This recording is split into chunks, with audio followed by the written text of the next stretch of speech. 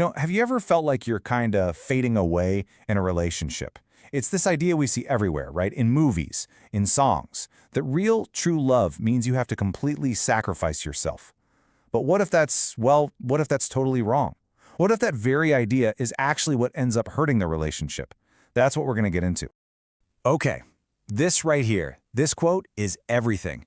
True intimacy means being together, not merging into one. It sounds so simple, but man, it flips the script on everything we're taught. You know that whole "you complete me" idea? This says, nope, that's not it. It's not about two broken halves trying to make a whole. It's about two whole people deciding, hey, let's walk this road together.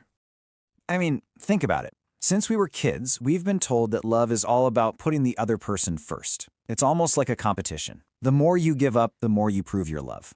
And yeah, on the surface, this whole idea of building this amazing we, it feels super romantic, right? But here's the thing. This is the big question.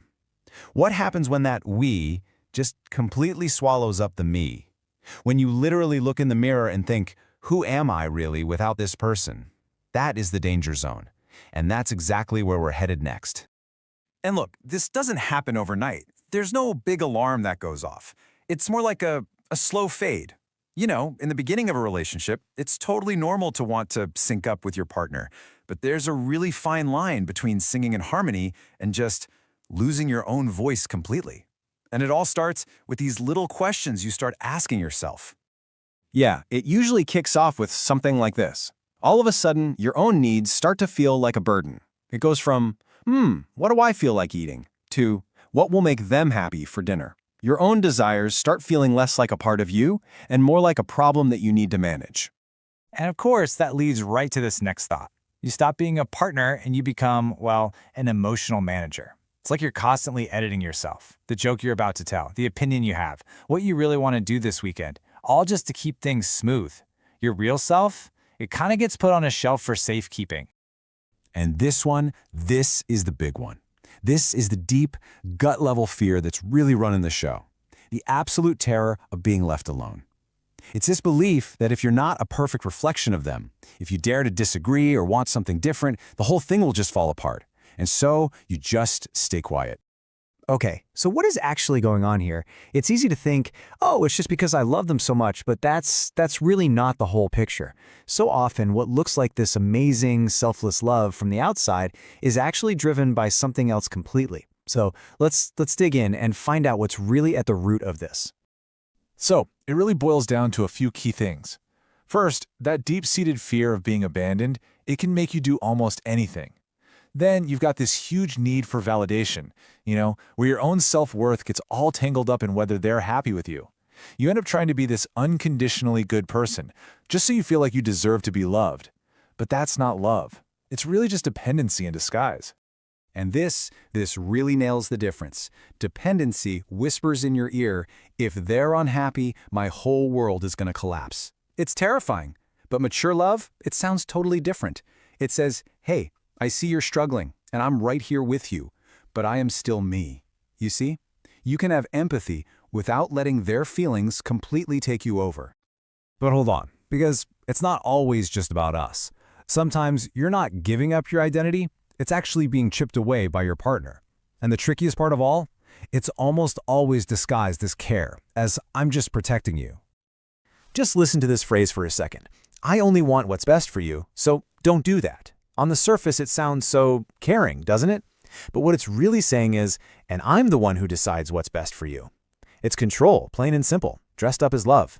It takes away your right to choose your own path. So if any of this is hitting home, does that mean the relationship is toast? No, not at all. And to prove it, let's look at a real-life example. We're going to talk about a couple, Lila and Amir, and see how they actually turn things around. So this was their dynamic. The before picture. On one side, you had Lila, who just completely silenced her own needs just to avoid conflict. And on the other side, you had Amir, who genuinely thought that loving her meant he had to, manage her. He confused love with ownership. The crazy part? They were both unhappy and had no idea why. So what changed? What was the big turning point? You might expect some huge dramatic fight, but it wasn't that at all. It was actually one single, incredibly brave conversation.